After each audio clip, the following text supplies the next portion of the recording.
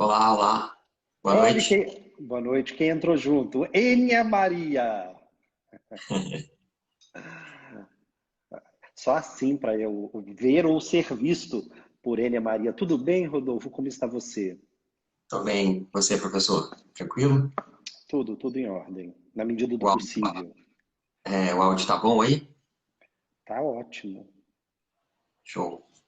A Você está imagem me tá ouvindo boa? bem? Aham. A imagem aí também tá bem iluminado. Acho que tá bom.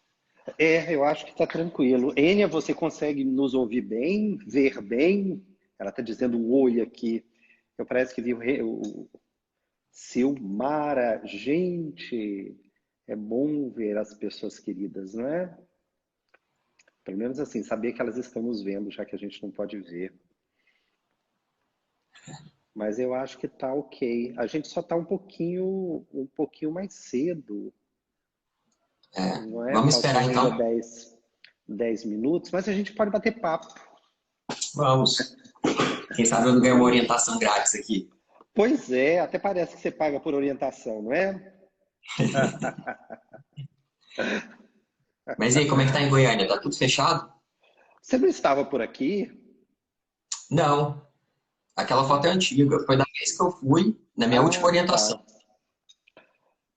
Aí eu tirei aquela foto e aí postei agora há pouco. Ah, tá certo. Silmara, tudo bem, e você? O Renan Vinícius também tá aqui com a gente. Então, nós temos, deixa eu só falar um pouquinho com eles. Não, fala, fala. Então faz assim, eu vou pegar uma água para mim enquanto isso. Pegue, enquanto isso farei um solo. Eu não sei se eu canto, não sei se eu danço. Vai lá que eu ficarei aqui no monólogo, pronto. E já volto, rapidão. Tá bom.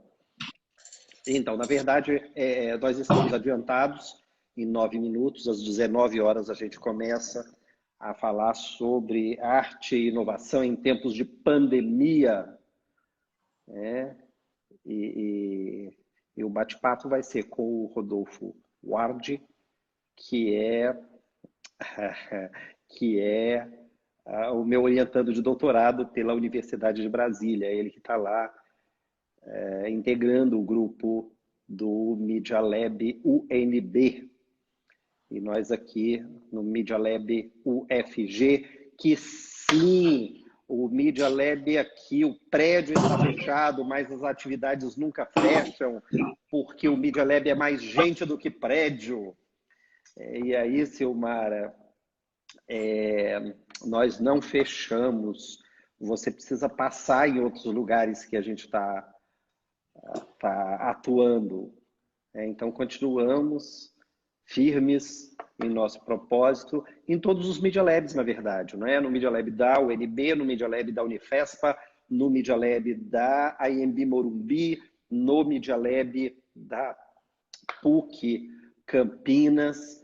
Somos 5 universidades com Media Lab, formando o Media Lab Brasil, em articulação principalmente com a Universidade de Chile, Universidade de Buenos Aires, Universidade de Caldas, na Colômbia. Aliás, nós estamos organizando uma série de ações, todas essas universidades juntas, que provisoriamente estamos chamando de,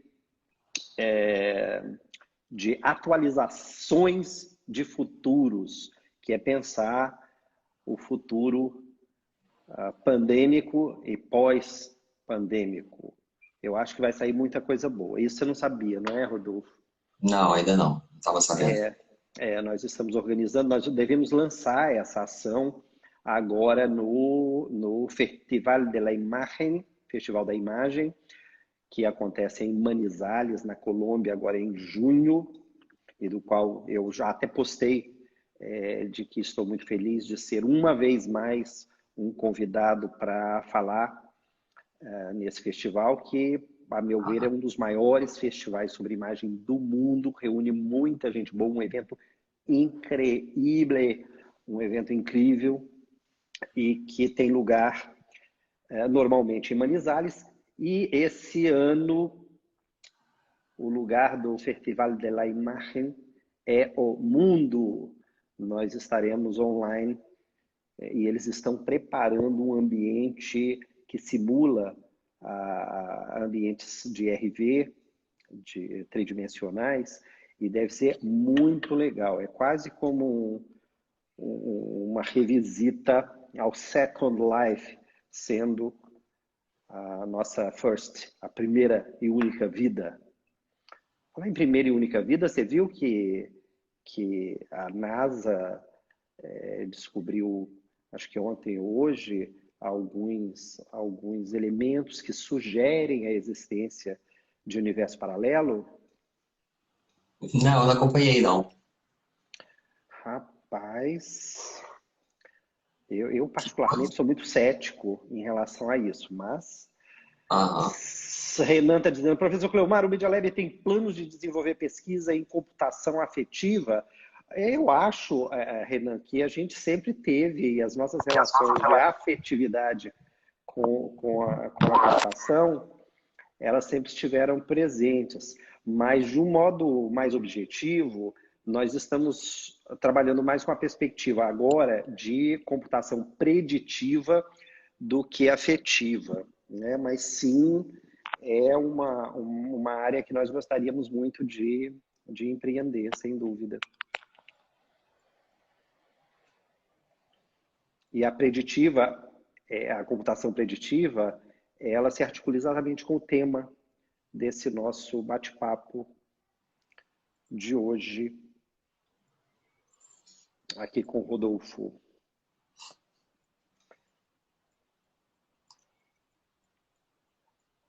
E como vai a tese? Tá indo. Bom será quando Mas, ela estiver voltando. mas o interessante, Cléo, é que como a gente estava naquela discussão da cultura digital, né? A cultura da convergência, olha só o que aconteceu agora, assim, né? Virou, agora mudou tudo, realmente. Então, na verdade, isso vai ter que entrar na minha tese também. A gente vai ter que discutir muito profundamente isso.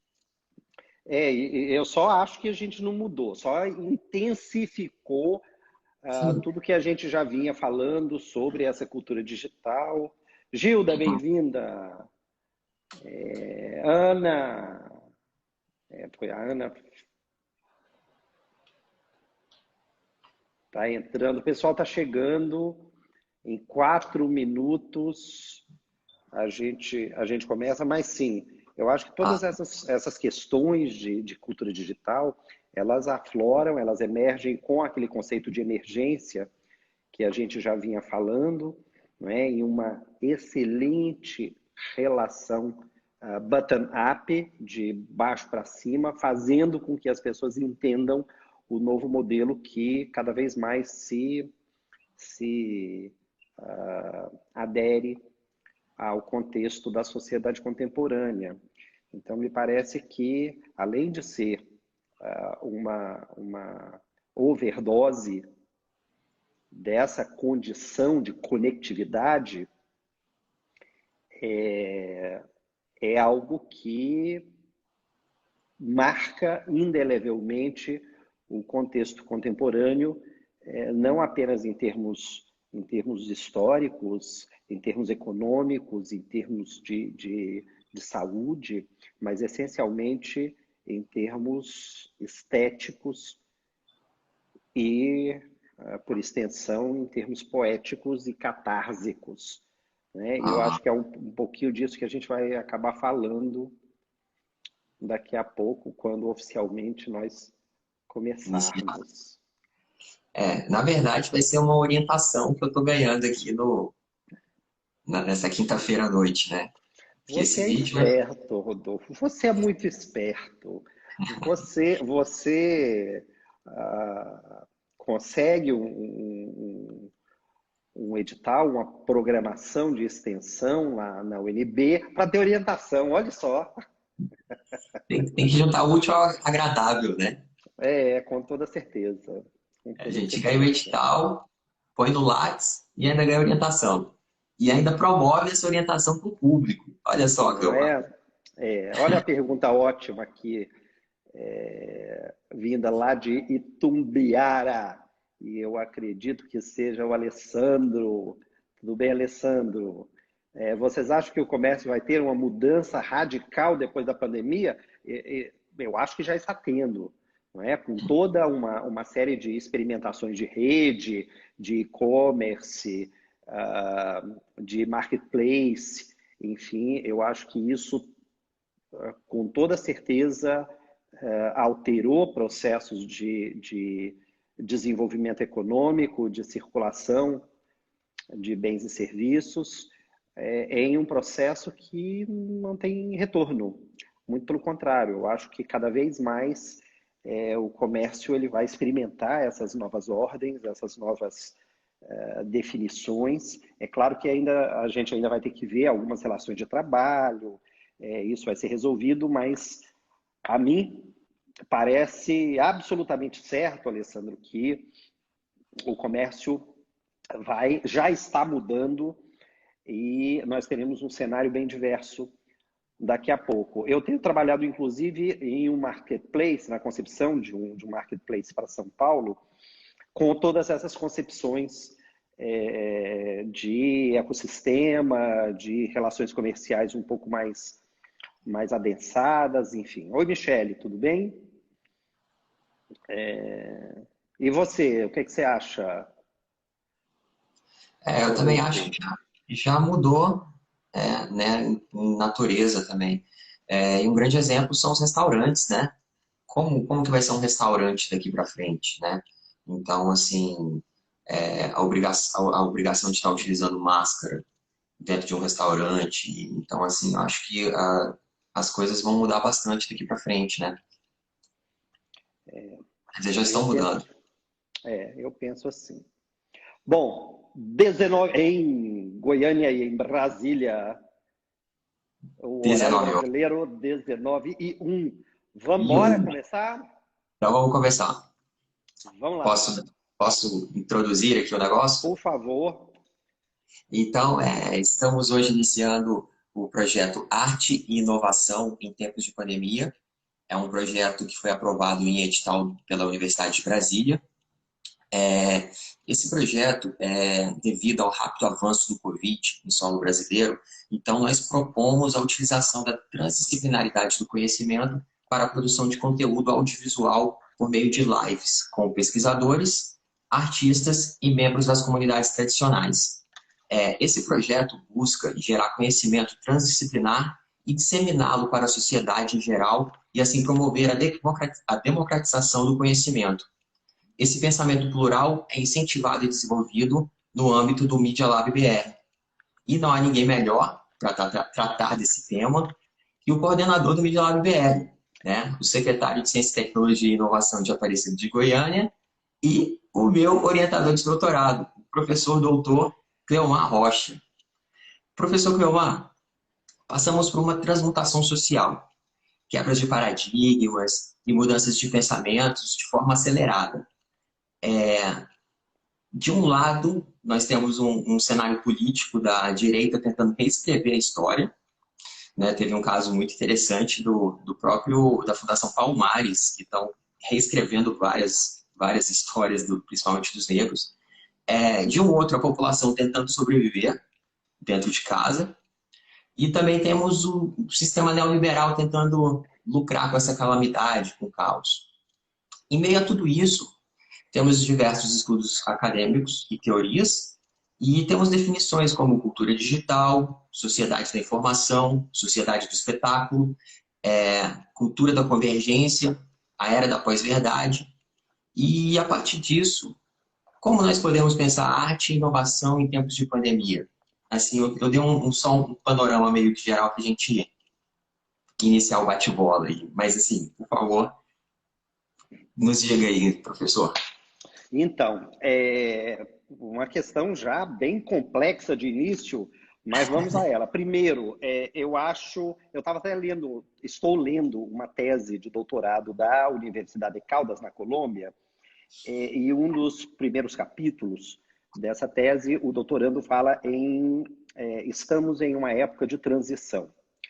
E eu me lembro que, se não me falha a memória, em 2011, 12, alguma coisa assim, eu fui convidado pela Universidade Federal do Mato Grosso a fazer o encerramento de um evento falando justamente sobre o tema permanência e impermanência, ruptura e continuidade, alguma coisa assim. E eu fiz uma fala dizendo, olha, nós estamos o tempo inteiro em transição. Não existe estagnação no próprio conceito de história. A história é um processo de revisitação e de construção, e nós estamos o tempo inteiro passando, enquanto humanidade, por essas mudanças. Dizia, inclusive, imagine quando, nos grandes impérios históricos, um determinado conquistador chegava em uma terra. Aquilo devastava, alterava tudo. Boa noite, Luma.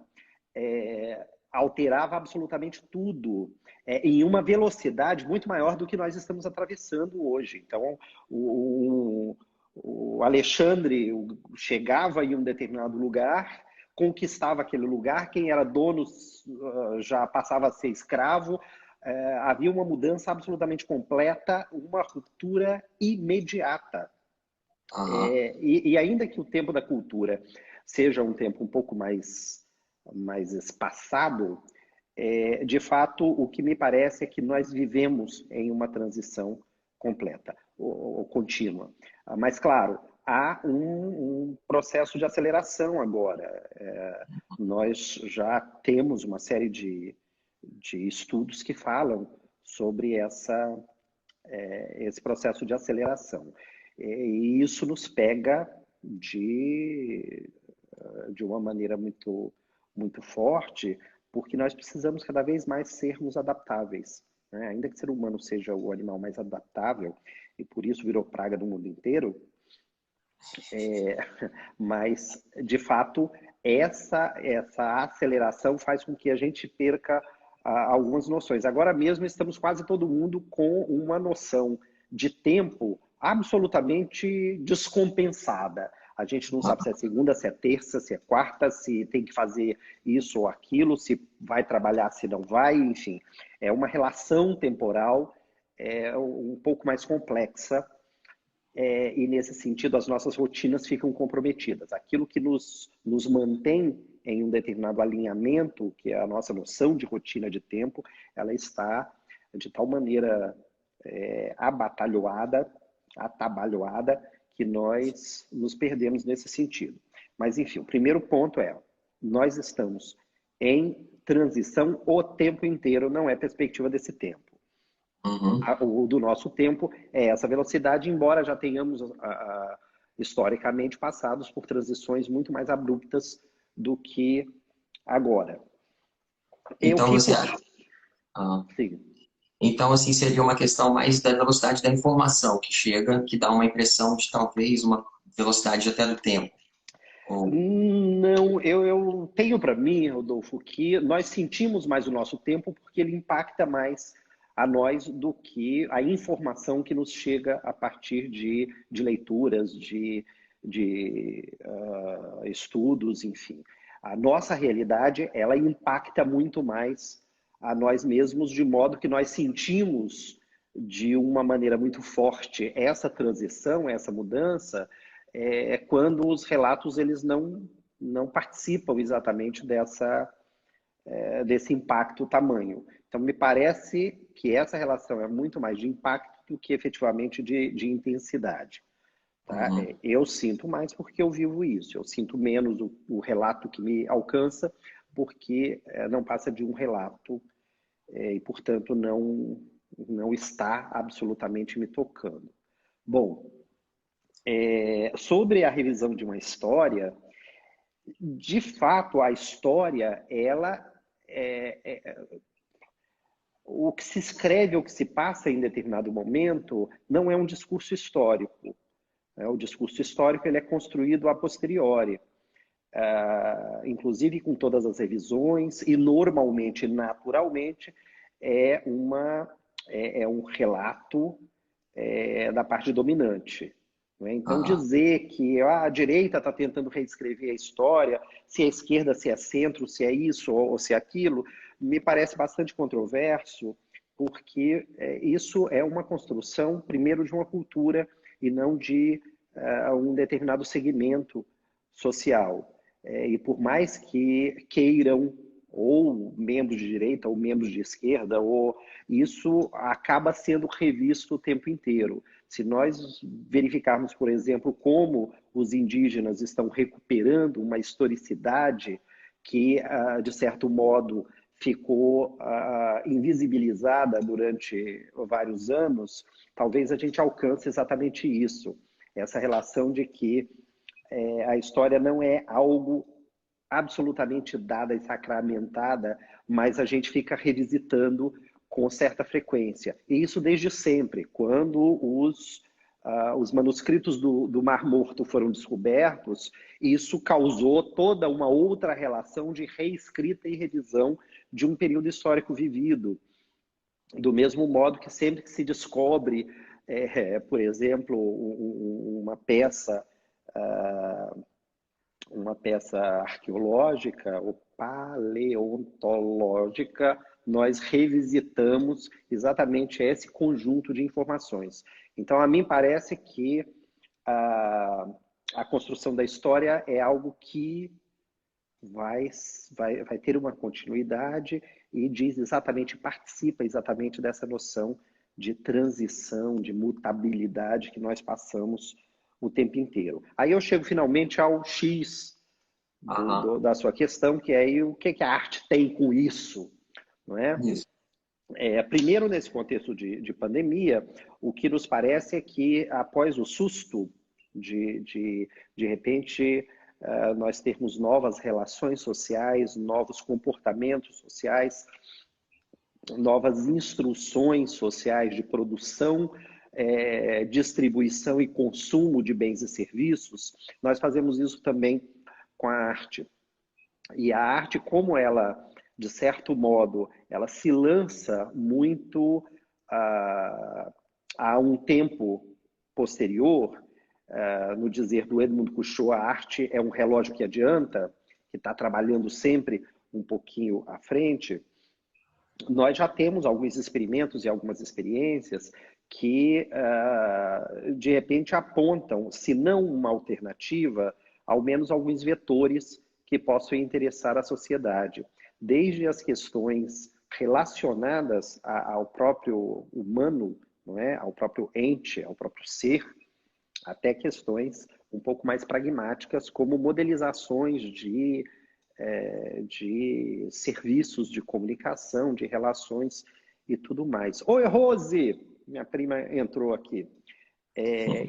Então, me parece que esse lastro de arte antecipar determinados modelos, provocar determinados circuitos que modelam programas de gosto. E aí eu me refiro estritamente ao conceito de estética. Não é? Estética enquanto um programa de gosto, aquilo que eu gosto e aquilo que eu me acostumo e acabo valorizando ou valorando no eixo da cultura. A arte atua exatamente aí, criando esses novos modelos estéticos,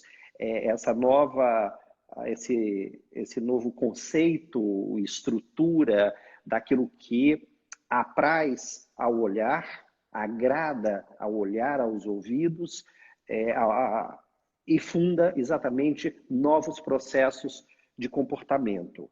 E aí, quando nós falamos em inovação em tempos de pandemia, a gente pode dizer, olha, como nós acabamos vencendo, de certo modo, algumas questões específicas. Primeiro, um determinado receio que nós temos, ou um determinado fluxo que acaba sendo retido por nós estarmos quase que isolados, né? Ou pelo menos cerceados de determinadas rotinas. E é a catarse que vai criar uma possibilidade de expurgação, né? A catarse grega, lembrando só aquela tríade grega de poética, estética e a catarse. A catarse é aquele sentimento que explode quando nós temos exatamente a arte fazendo essa disseminação, esse ápice que nós chamamos de experiência estética. Então, a experiência estética, ela possibilita exatamente essa expurgação. E aí, quando a gente vê filme, quando a gente acompanha um concerto, quando a gente acompanha um teatro, enfim, quando a gente canta, a gente acaba expurgando e pacificando uma determinada instância que nos aflige. Em épocas pandêmicas, a arte é uma válvula de escape. E é a arte também que, de repente, reinventa determinados processos culturais. Então, se nós observarmos como a música está reinventando o mercado da música a partir de lives, a partir de determinados formatos, e nós estamos vivenciando isso, nós tivemos, por exemplo, a música se aliando a um determinado campo das visualidades para criar o videoclipe e ser exatamente a música na era da TV. E agora as lives na era da conectividade.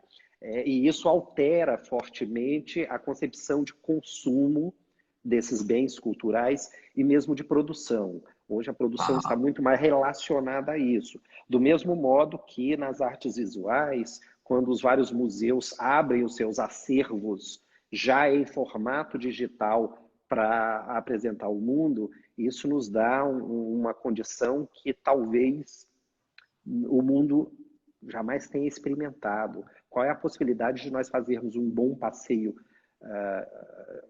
remoto pelos corredores do Louvre, do Museu d'Orsay ou do MoMA, enfim. Nós criamos uma dimensão bastante interessante de reinventar os processos de consumo dos nossos bens culturais. Do mesmo modo, tanto a dança, o teatro, o cinema agora com os streamings, com a produção audiovisual, ganhando um escopo e uma relevância tamanha, esse é um princípio que me parece claro. André, tudo bem, André? Boa noite. Me parece claro de como a arte inova em tempos de pandemia, exatamente fazendo essa articulação de renovação de mercado, renovação de motivações de produção, circulação e consumo de bens culturais. Isso é bem interessante, porque aqui no Media Lab UNB nós temos um trabalho, né, que é aquele trabalho que a Suzete encabeça, com a Orquídea, né, que a Orquídea a gente estava imprimindo em pães, né, de chocolate para trazer todos os sentidos, né. Então, assim, pelo que você está falando, nós percebemos que a indústria provavelmente vai trabalhar também um pouco mais da questão do sentido, né? Porque, assim, o ser humano, ele tem que ter o sentido, ele gosta dos sentidos, tanto o tato, o olfato.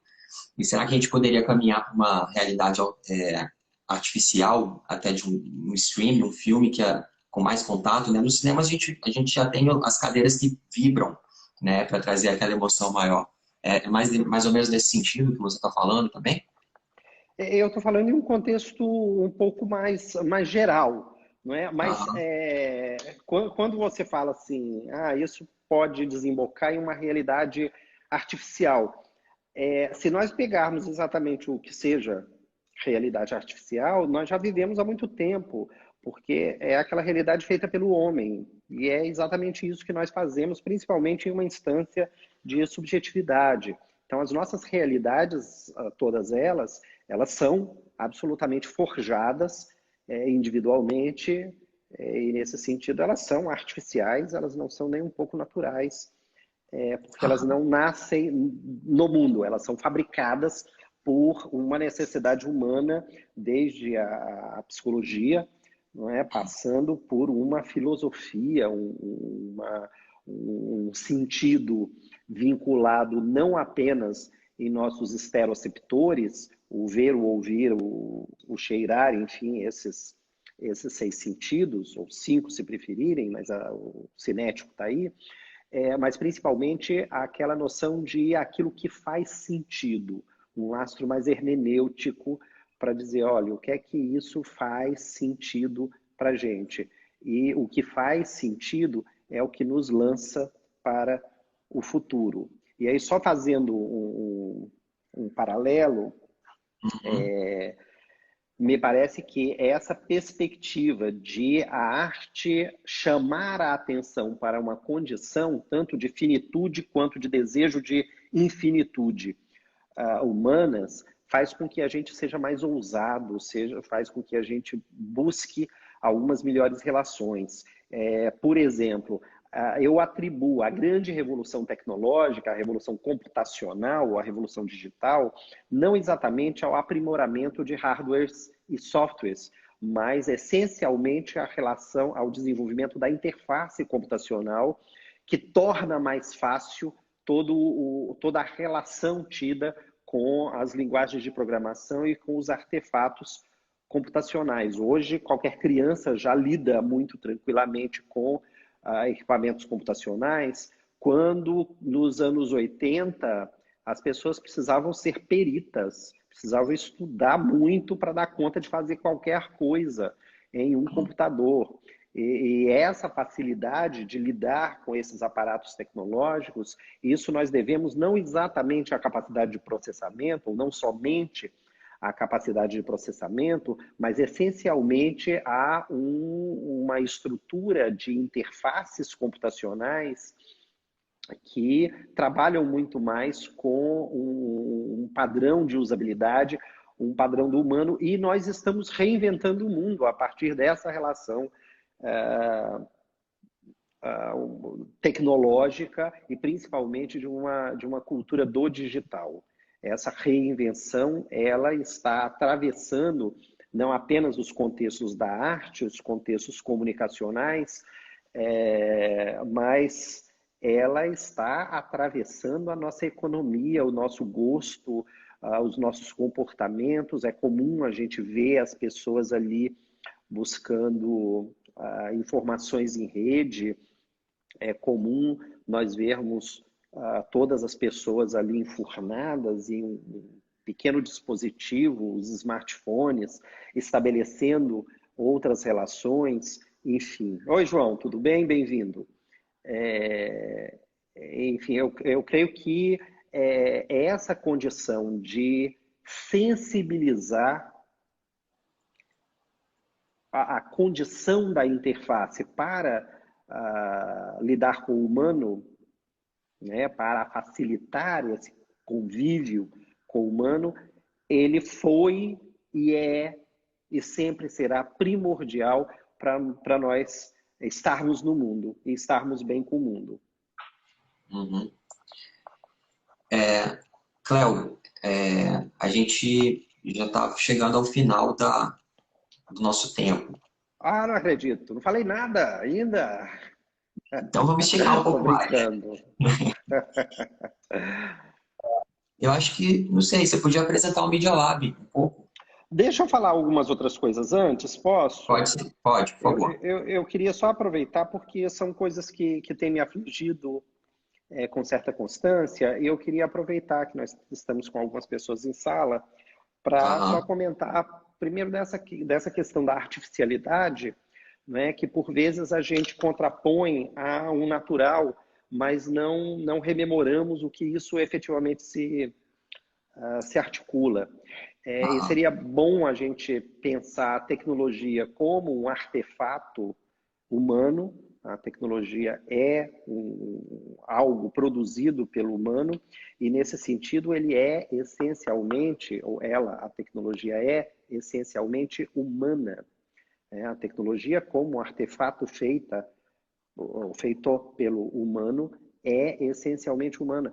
Do mesmo modo que a inteligência dita artificial, ela não se opõe a uma inteligência humana, porque ela é essencialmente inteligência humana. Se nós buscarmos a condição, inclusive, semântica do artificial, o que é artificial? Aquilo feito pelo homem, a inteligência artificial, ela é feita pelo homem. O que nós sempre estamos buscando é essa relação de aprimoramento e, essencialmente, de colaboração. Existem alguns estudos que apontam para uma dada condição de conectividade, que o Pierre Levy chamou de inteligência coletiva, de que nós atuamos em rede. Esse é método científico. O Uhum. método científico já prevê exatamente isso. Então, a nossa noção de conhecimento, ela vem em uma condição de coletividade. Não à toa nós estamos agora com essa crise de pode ou não pode usar a cloroquina, a hidroxicloroquina.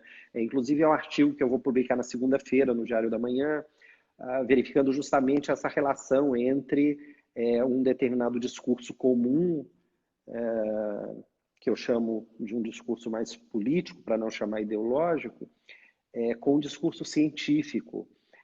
Nós, sociedade contemporânea, nós estamos moldados pela ciência, por uma condição existencial que é uma condição científica. E a arte não foge a isso. Por isso nós trabalhamos com a arte muito mais assentada, muito mais articulada com a noção de ciência. E temos exatamente essa condição de formação científica da arte. A Sorbonne tem cursos de ciência da arte. Nós temos essa condição de, nos nossos cursos formais, estabelecer estudos de mestrado e doutorado, condições prezadas ou construídas em um academicismo herdado pela ciência, pelo método científico, como uma área de conhecimento. Eu acho que é essa área de conhecimento que proporciona ou propicia exatamente compreendermos um pouco mais do que forma e cor, mas sim qual é o impacto que a arte tem em relação às visões de mundo, às estruturas de gosto e à própria configuração do ser, do ente, da condição de vida humana. E é mais ou menos esse contexto que o Media Lab acaba, e aí eu vou para o que você me provocou, o que acaba criando essa articulação com os projetos do Media Lab. Então, o Media Lab ele nasce com uma perspectiva de que eu não quero analisar o que os outros fazem, eu quero fazer. Eu quero Uhum. provocar algumas coisas, eu quero provocar inovação, eu quero trabalhar exatamente com essa condição de inovação nesse universo de produção de sentido. E o Media Lab se lança isso fazendo uma constituição multidisciplinar, com equipe multidisciplinar, em uma discussão transdisciplinar, portanto, que faz esse atravessamento de uma maneira muito clara, muito tranquila, tenta estabelecer uma ruptura de uma ideia de muralha acadêmica para criar uma condição de estar no mundo fazendo diferença no mundo.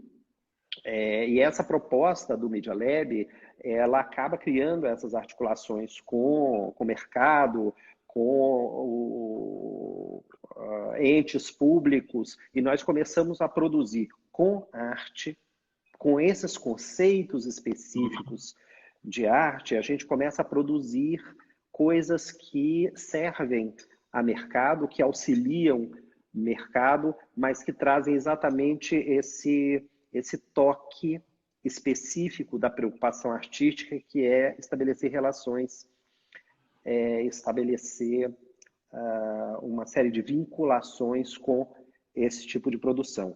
E aí o projeto ele foi tão exitoso que a gente acabou tendo a Unifespa querendo constituir um laboratório similar, depois o UNB, depois a AMB Morumbi, por último a PUC de Campinas, e ainda nós temos algumas solicitações para a gente já se converter em Media Lab Latinoamérica com a implantação do Media Lab no Chile, na Universidade de Chile, em Santiago, e também na Universidade de Buenos Aires, na Argentina, que a gente já tem feito um trabalho de algum tempo, e que é um trabalho bastante rico, bastante promissor. E essa é a cara do Media Lab. É Aham. um Media Lab que não enxerga o mercado como um inimigo, mas encontra a sociedade como um local para constituir inovação. Uhum. E foi exatamente com esse pensamento que eu acabei aceitando o desafio de deixar a universidade, pelo menos provisoriamente, eu estou emprestado para a Prefeitura de Aparecida de Goiânia para implementar um projeto de cidade inteligente. Nessa concepção de inteligência como algo que faz pulsar e cria uma motivação para estar no mundo. E é isso que a gente tem feito lá em É. Aparecida. E você podia dar uma palhinha sobre como que é esse conceito de cidade inteligente, smart cities? Você podia falar um pouquinho sobre isso para gente? Com todo prazer. Então, a ideia básica é a seguinte: nós fomos lá na Grécia, em pesquisas naturalmente, ainda não Aham. pude ir fisicamente àquele país, mas fomos lá na origem dos termos cidadão, cidade, cidadania, como polis ainda, não é? Polis, inclusive, que deriva posteriormente o termo político em língua portuguesa, para nós dizermos, olha, a cidade não é a junção de prédios e ruas, a cidade é uma junção de pessoas que convivem em espaços próximos. Essa condição de pessoas fez com que a gente concebesse uma perspectiva de cidade inteligente como uma inteligência fundada no e pelo cidadão, como condição de existência da cidade. E é nesse sentido que a gente começa a trabalhar uma perspectiva de conectividade, colocar as pessoas para estarem conectadas umas às outras e a condição mesma de representação, de poder público, para de repente a gente ultrapassar, Rodolfo, uma ideia que a mim causa uma certa estranheza, que é dizer assim, porque o governo e a sociedade.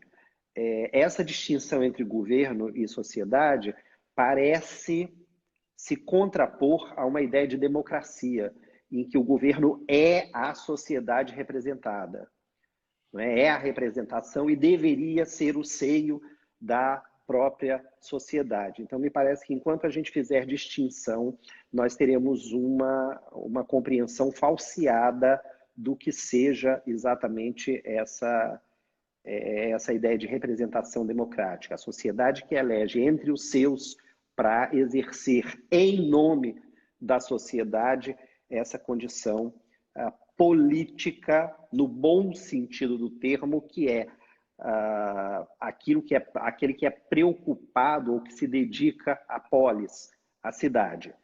Cidade inteligente para nós é propiciar a criação e surgimento de inteligência nos cidadãos para o bom exercício da cidadania. E é esse conceito que motiva a concepção de todos os projetos que nós temos e que perpassa naturalmente por fibra ótica, por data center, por aplicativos, por uma série de recursos tecnológicos, já que a tecnologia é aquele elemento que sustenta o modelo de urbanidade, de sociedade que nós temos implantado hoje. Não seria de outro modo que nós conceberíamos uma ideia de inteligência. Mas inteligência não está relacionado ao uso de equipamentos, mas Aham. sim aos modos de uso desses equipamentos. É, show de bola. Eu acho que, só para a gente fechar, porque já deu o tempo, né? É, se uma instituição ou alguém dentro de uma instituição quiser fazer uma parceria com o Media Lab, o que que essa pessoa, como que ela pode entrar em contato e como que isso funciona? Então, nós temos um interesse enorme porque achamos que a conectividade, essa relação, é que faz com que os nossos projetos se desenvolvam. A pessoa pode procurar direto o Media Lab, então, embora o prédio esteja fechado, a nossa conexão está o tempo inteiro à disposição, então nosso telefone tem sido atendido regularmente no 3521 1659, pode nos acionar pelas redes e todas elas. Aqui a gente está usando exatamente o perfil do Media Lab UFG para esse nosso bate-papo. A gente está lá com os nossos e-mails e mesmo diretamente comigo, seja pela Secretaria de Ciência, Tecnologia e Inovação em Aparecida, seja pelas redes sociais. Teremos o maior prazer em estabelecermos parcerias e fazermos juntos nessa perspectiva que é estarmos juntos, ainda que separados. Bom, eu acho que a gente pode finalizar por aqui, Cléo. Acho que foi um bate-papo, assim, foi uma aula, na verdade, aí. Sempre bom conversar com você, sempre aprendo bastante. E eu acho que a gente pode também fazer outras lives e trazer outras temáticas, outros temas.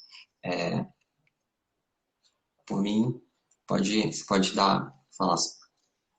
Ótimo, eu fico à inteira disposição, inclusive na condição de ser orientador de doutorado lá na Universidade de Brasília, Rodolfo. E só para encerrar, eu queria retomar aquela ideia de que nós vivemos em transição contínua.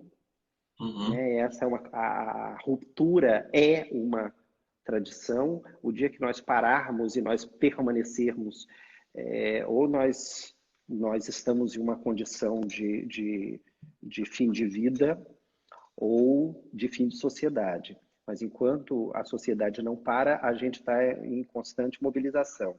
E que a arte tem desenvolvido, tem desempenhado um dos papéis mais preciosos dessa sociedade ao longo de todos os anos, que é um papel de provocação, né? Que é um papel de revisão de todas as nossas noções do que eu gosto, do que eu não gosto, em termos culturais, em termos do fazer cultura.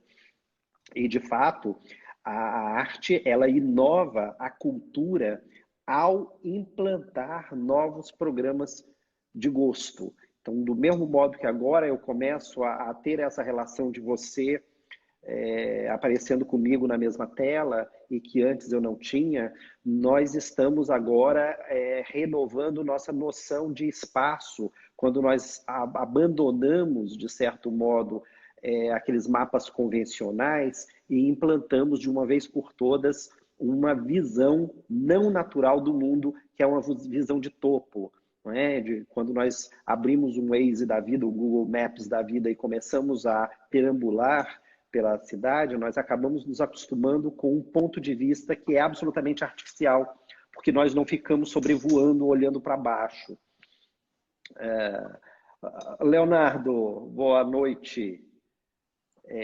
Então, quase, Clé, quase. Na próxima vai. A próxima vai. Mas a arte, ela provoca exatamente essas novas instâncias do ver, do ouvir, de como nós nos comportamos socialmente e mesmo como é que, de repente, a gente cria estruturas de gosto que interferem em toda a produção de sentido da vida.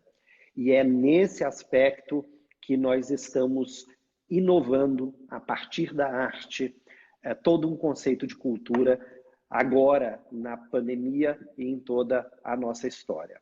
A arte oportuniza exatamente isso, André, um autoconhecimento, provoca exatamente aquelas respostas de quem eu sou, de onde eu venho, para onde vou, o que eu gosto, e é por isso que eu gosto de, muitas vezes, dizer que nós não nascemos em uma cultura, a cultura é que nasce em nós, de modo que nós a levamos para onde quer que a gente vá. Show. Então, só para finalizar, eu vou ler um trechinho até do que eu escrevi na minha dissertação de mestrado. O filósofo sul-coreano Byung-Han vê uma possibilidade para a saída da crise civilizacional que vivemos na arte e na contemplação. A arte é uma possível saída para encontrarmos outras narrativas para se viver o eu, para entendermos melhor o mundo e seu funcionamento, para termos autoconhecimento, como o colega citou e o professor também. O autor afirma que para vivermos melhor são necessários momentos de vazio, reflexões profundas sobre nossas vidas e momentos em que não nos autoexploramos.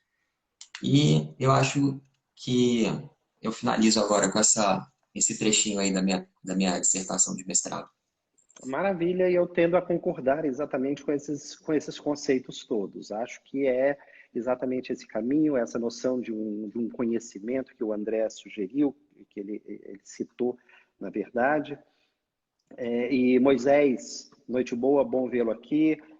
Leonardo, está à disposição, quando você quiser ver lá o nosso centro de vídeo monitoramento da cidade de Aparecida, fica o convite não apenas a você, mas todos que nos acompanham nessa live. De novo, parabéns, Rodolfo, pela iniciativa. Eu acho que é com iniciativas desse jeito que nós mudamos a configuração de mundo e ajudamos a construir esses novos futuros possíveis.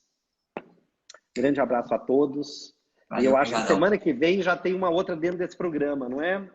Já, semana que vem vai ter o Antenor, que é o coordenador do Media Lab UNB.